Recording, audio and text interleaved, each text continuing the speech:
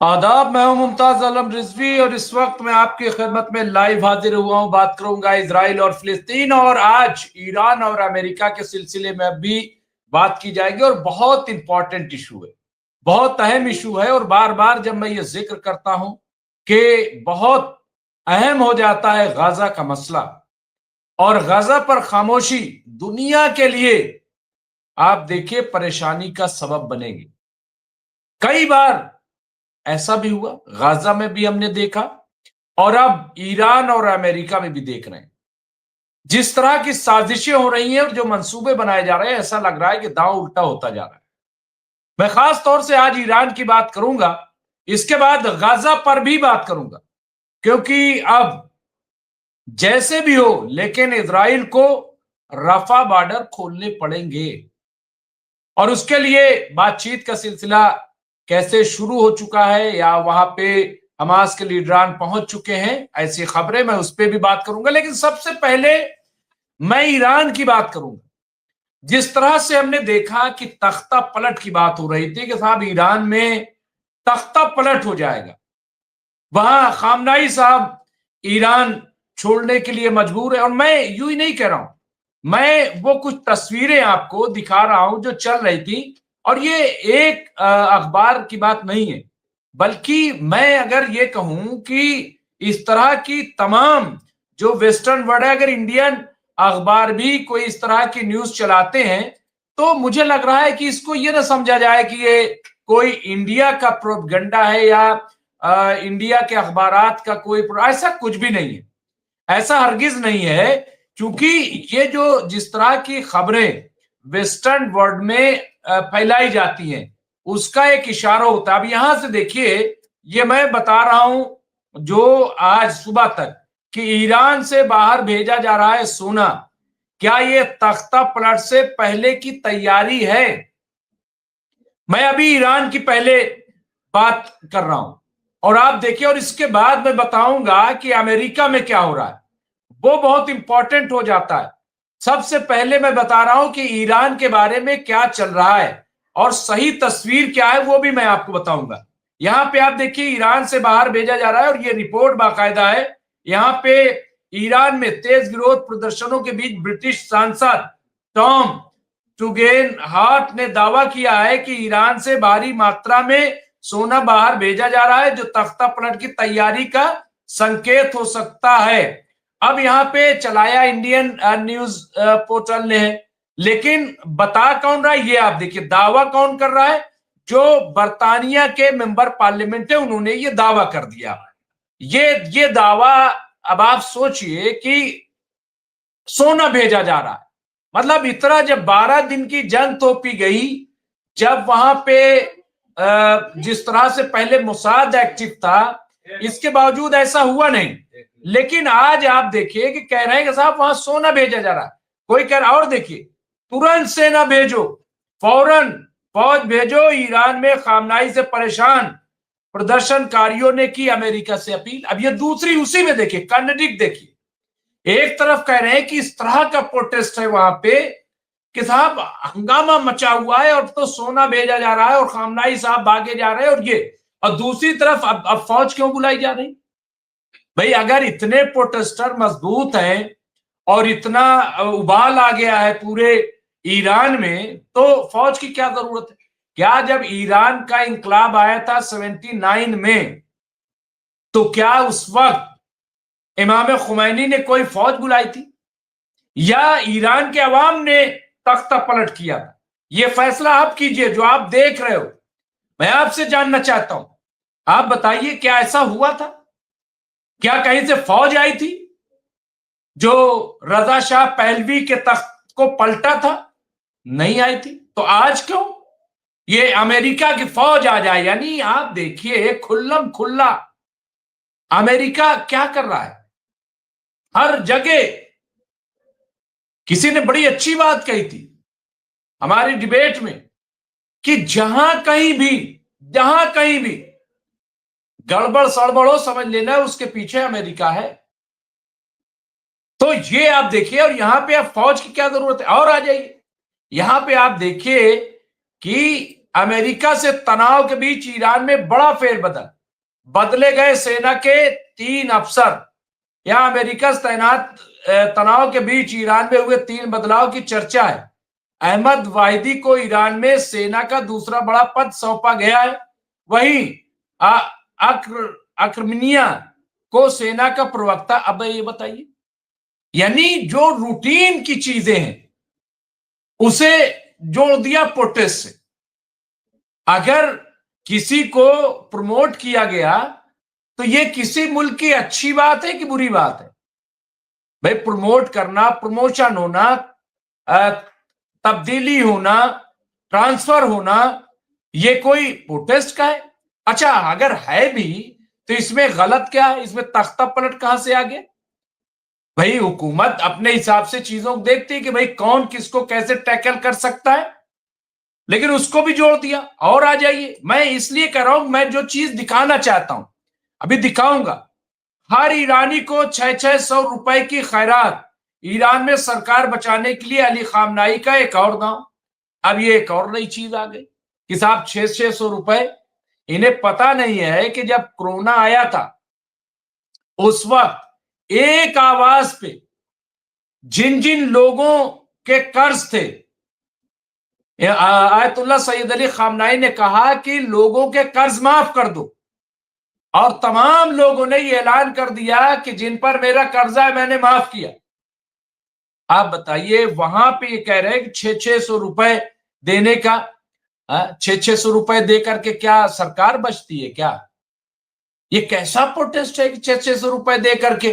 तो अमेरिका फिर 1200 रुपए दे करके मेरे ख्याल से तख्ता पलट करवा देगा, क्योंकि जो 600 रुपए में रुक सकता है वो 1200 रुपए में तो फिर प्रोटेस्ट शुरू कर सकता है।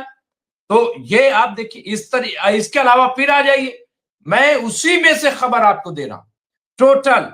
यहां पे आप देखिए कि खबर है ईरान में बढ़ती जा रही बगावत की आग, 35 लोगों की हुई मौत, 1000 से ज्यादा गिरफ्तार। अब यहां पे आप देखिए कि प्रोटेस्ट कहीं भी होता है, कहीं भी प्रोटेस्ट होता है, जब प्रोटेस्ट में कुछ गलत होता है तो जाहिर सी बात है कि हुकूमत से टकराव की सूरत में हर जगह हमने देखा। कहां कौन सी ऐसी जगह है जहां प्रोटेस्ट हो, ज्यादा बड़ा प्रोटेस्ट हो और वहां ऐसा ना हो? जाहिर सी बात है हुकूमत रोकने की कोशिश करेगी। और खामनाई साहब ने कहा कि प्रोटेस्ट हो लेकिन तशद्दुद ना हो, प्रोटेस्ट किसी साजिश का हिस्सा ना हो, ये उन्होंने कहा। लेकिन यहां पे बहरहाल मैं ये बता रहा हूं आपको सिर्फ वो चीज जो रिपोर्ट, और 1000 से ज्यादा, 1200 से ज्यादा लोग अरेस्ट हुए। हर जगह ये होता है, कहां प्रोटेस्ट में गिरफ्तारी नहीं होती, डिटेन नहीं किया जाता, ये तमाम चीजें हो रही। इसके अलावा भारत ने ईरान को लेकर जारी ट्रेवल एडवाइजरी कहा गैर जरूरी यात्रा से बचें।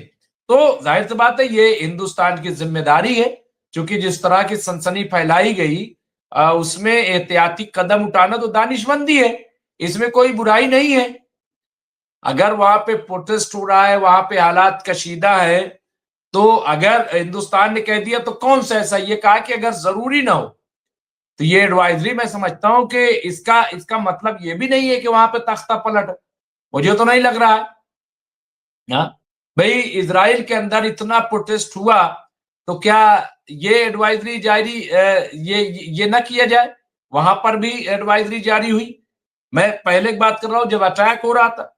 और देखिए यहां पे एक और खबर चलाई जा रही है, ये भी देखिए कि ईरान और रूस कैसे बने दोस्त, कौन कौन से हथियार दिए, जहां छिपने की तैयारी में सुप्रीम लीडर खामनाई। अब आप बताएं, अब फिर अभी तो ये कह रहे थे कि भाग रहे हैं, ईरान छोड़कर भागने की तैयारी, अब कह रहे हैं छिपने की तैयारी।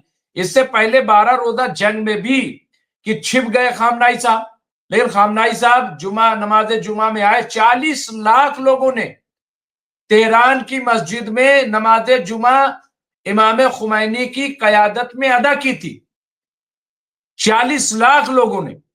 तो ये झूठ क्यों? मेरा सिर्फ यहां पे इस वक्त ये कहना है कि आखिर इतना झूठ क्यों, क्यों इस तरह की अफवाह फैलाई जा रही? कौन इसके पीछे, कौन साजिश कर रहा है? किसको लग रहा है कि ये इस तरह की अफवाहें, झूठी खबरें? तो उल्टा क्या होता है कि अगर आसमान पे थूकोगे तो वो थूक आपके मुंह पे पड़ेगा। तो झूठ तो सबके सामने आ जाता है। तो ये मैं कुछ खबरें ऐसी थी जो मैं आपके खिदमत में पेश करना चाह रहा था।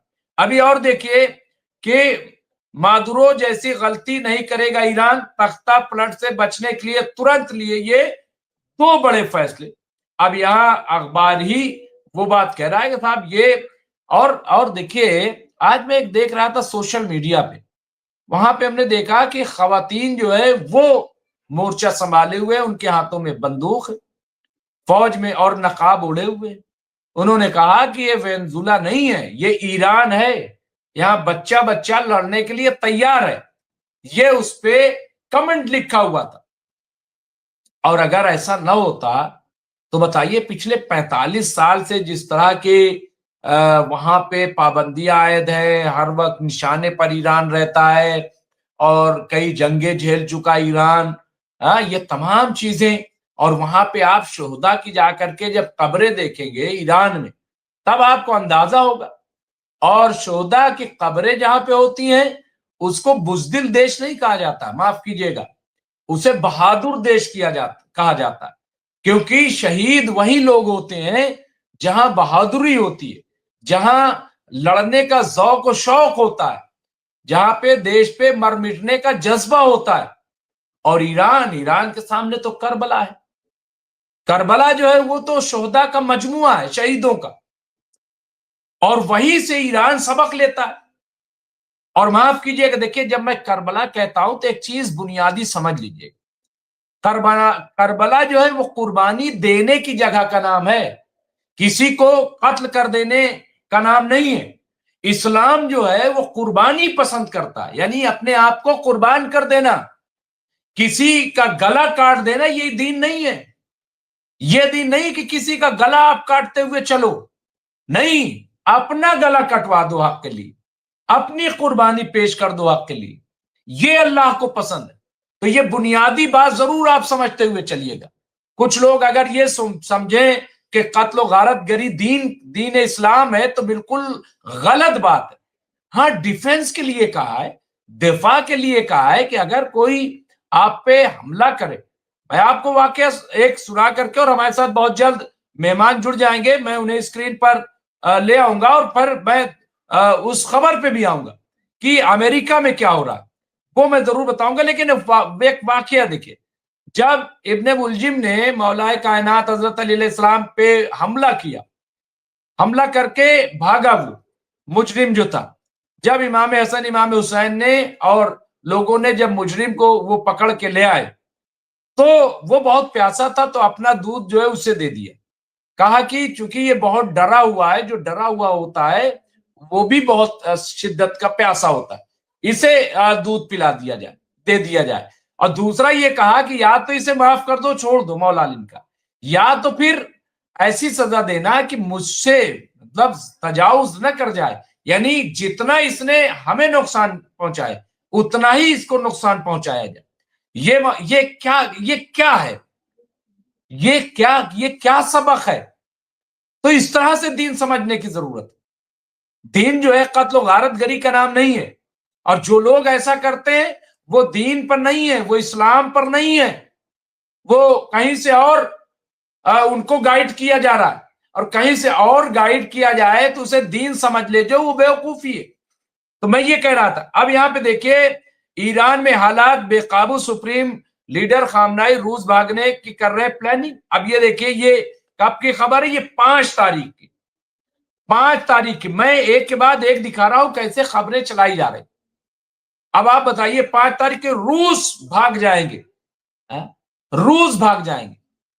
कमाल हो गया कि आयतुल्लाह खामनाई जो है वो रूस भाग जाएंगे। अरे भैया, काहे रूस भाग जाएंगे और क्यों भाग जाएंगे और कब भागे थे रूस?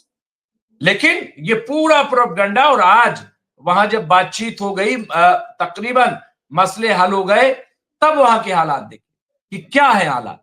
वहां पे सब कुछ नॉर्मलाइज हो गया है। लेकिन अब मैं अमेरिका की तस्वीर दिखाना चाहता हूं, और वहां पे देखिए कि वहां क्या चल रहा है। एक तरफ मैंने दिखाया आपको कि किस तरह से आप देखिए कि ईरान की खबर चलाई गई, लेकिन दूसरी तरफ आइए और वही अखबार उसी तरीके से। और आप देखिए कि तख्ता पलट तो अब ऐसा लग रहा है कि जैसे अमेरिका में हो जाएगा। अमेरिका में तख्ता पलट की कार्रवाई चलने वाली है।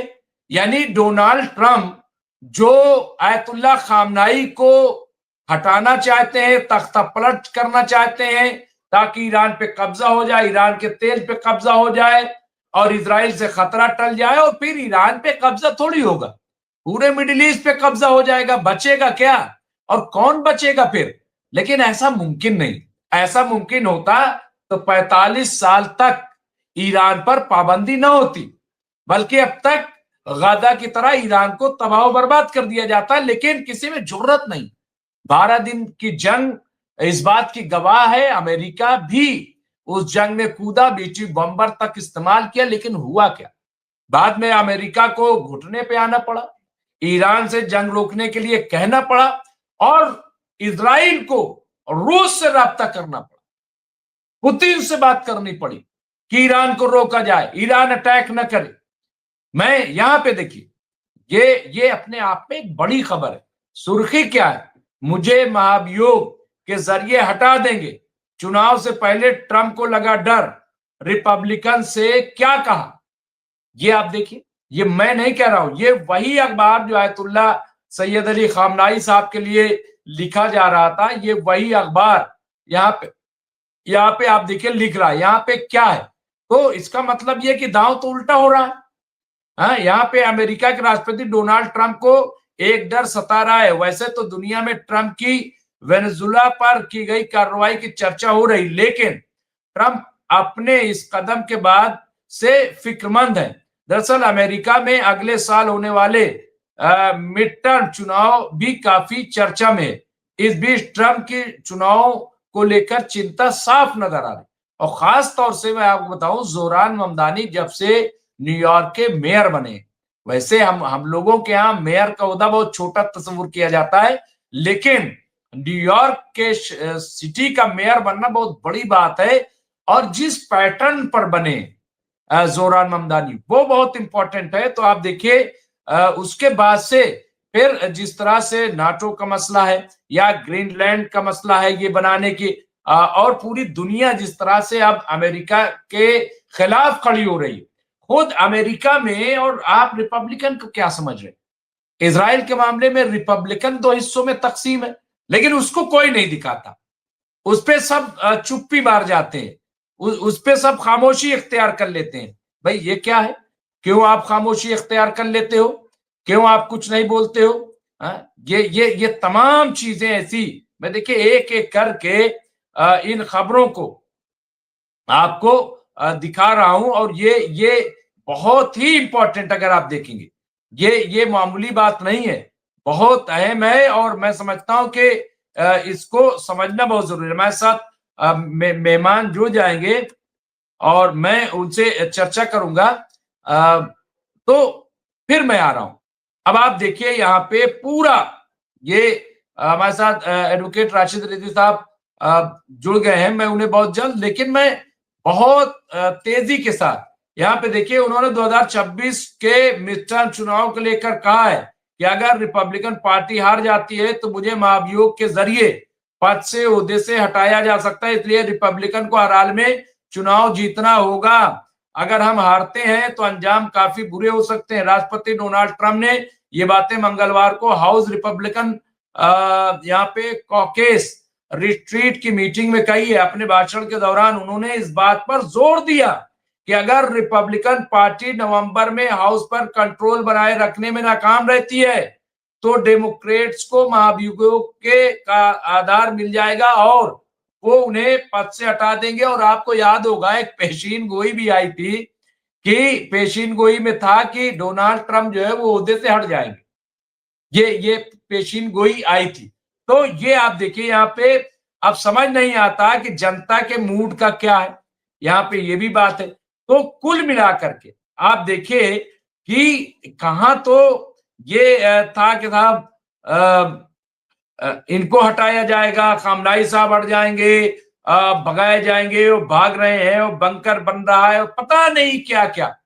लेकिन इस पे खबर चलाइए भाई, ये तो डोनाल्ड ट्रंप खुद कह रहे हैं इसमें तो कुछ ढका छुपा नहीं, जहां कोई बयान नहीं है वहां तिल का पहाड़ बना रहे हो, और जहां पे पूरा पहाड़ मौजूद है उसको तिल की तरह भी पेश नहीं कर रहे हो। भाई ये क्या बात हुई? ये कौन सा जर्नलिज्म है? ये कौन सी सहाफत है? तो एक्सपोज कौन हो रहा है? देखिए, सोशल मीडिया का दौर है। अब कोई नेशनल मीडिया और इंटरनेशनल मीडिया और टीवी के इंतजार में नहीं है, वो सब समझ रहा है कि क्या हो रहा है।